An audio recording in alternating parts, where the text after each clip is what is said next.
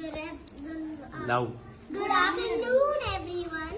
My name is Amira, and my class is from year 2, and we are going to learn about ocean habitats and animals. And our project is dolphin.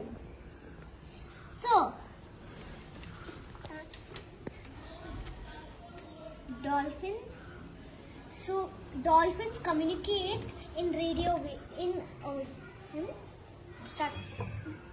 Dolphins have fences to swim, and dolphins have faces and nose to breathe, and they have the tail, so they can wiggle their tail and swim properly. And they can wiggle.